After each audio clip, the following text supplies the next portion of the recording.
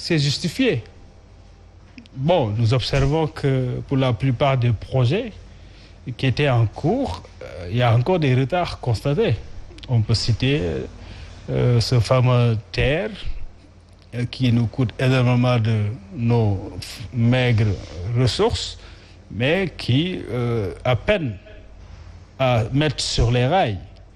Et même s'il va se mettre sur les rails, ce trait-là, ce sera de manière provisoire. Et ce provisoire-là risque de durer longtemps.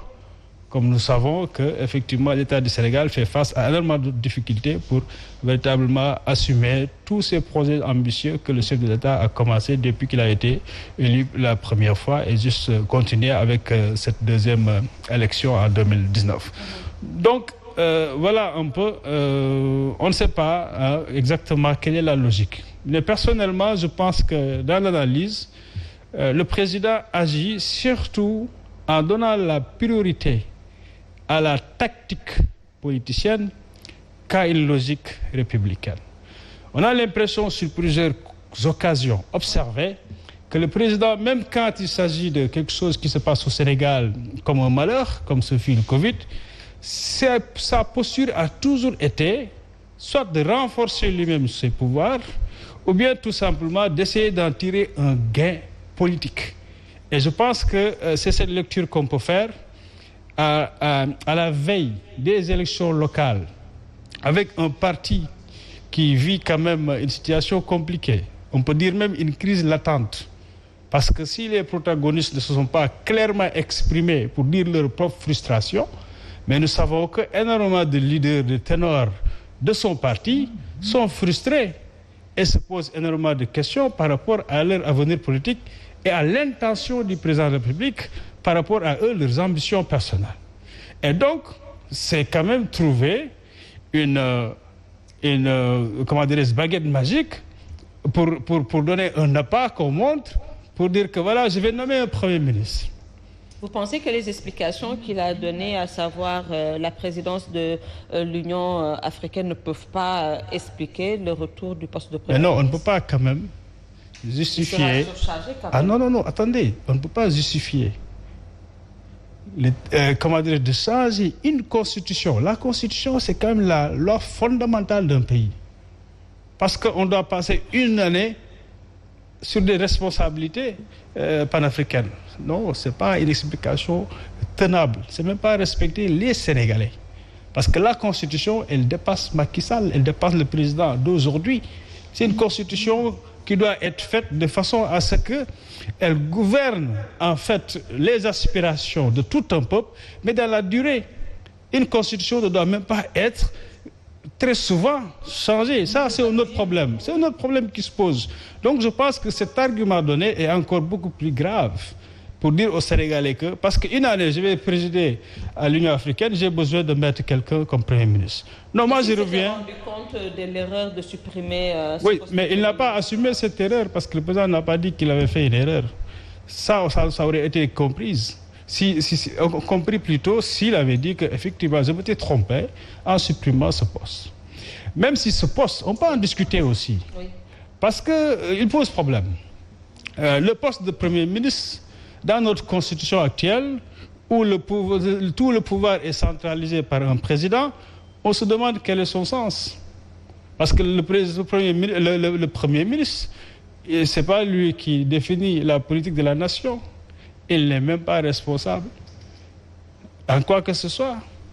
Peut-être qu'il peut permettre un niveau de redevabilité parce que l'Assemblée nationale peut l'interpeller sur énormément de questions concernant la gouvernance qui transverse les ministères. Donc c'est peut-être seulement ça.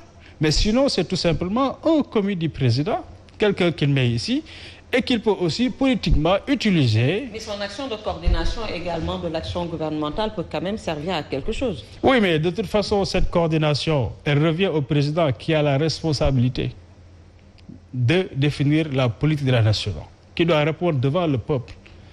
D'accord? Donc, sur le plan basé uniquement sur notre constitution, ce poste n'a pas de sens, dans la mesure où, en fait, le Premier ministre n'est responsable en absolument rien. Très bien.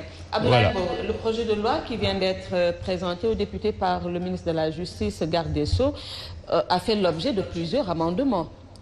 Est-ce une légèreté de ceux qui l'ont écrit ou vraiment on ne sait plus quoi dire, quoi? Alors, effectivement, il y a eu beaucoup d'amendements, mais on attend de voir quelle sera l'issue par rapport justement à ce qui est en train de se passer au niveau de l'Assemblée nationale. Mais ce sera sans surprise et par rapport justement à toutes les procédures d'urgence qui sont passées comme lettre à la poste au niveau de l'Assemblée nationale. Maintenant, fait pour fait, fait et fait. Est-ce qu'il n'y a pas de précipitation? Parce que quand même, pourquoi présenter ce projet de loi, cette révision là, dans la mesure où lui-même, le chef de l'État, il a dit qu'il ne nommera le Premier ministre qu'après les locales.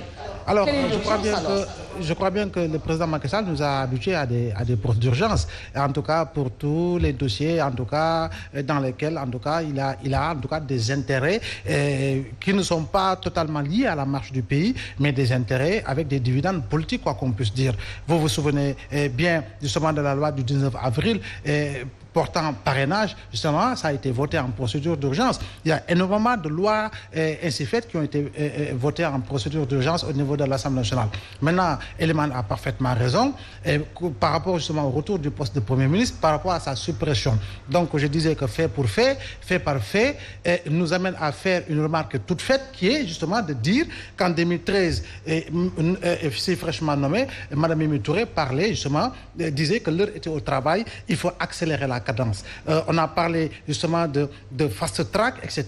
Donc depuis 2013, on est véritablement sur un discours cadencé, un discours accéléré. Mais qu'en est-il réellement justement des affaires liées justement à la gestion de plusieurs dossiers? Donc on se pose des problèmes. Maintenant, le président de la République, il a battu campagne sans véritablement parler de la suppression de ce poste-là.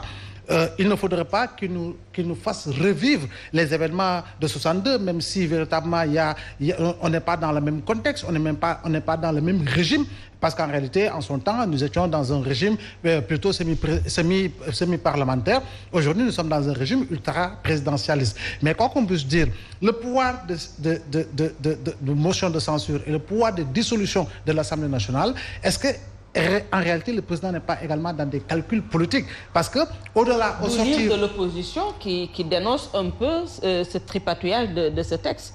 Oui, effectivement. Et je crois bien que tripatouiller la Constitution au Sénégal, c'est devenu pratiquement la règle. Ne pas y toucher, c'est l'exception. Donc, aujourd'hui, si effectivement on sort des élections locales, quand sera-t-il des résultats? Et par rapport à des grandes villes au Sénégal, maintenant, ces résultats, est-ce qu'ils vont déteindre sur véritablement les résultats des élections législatives? Si par extraordinaire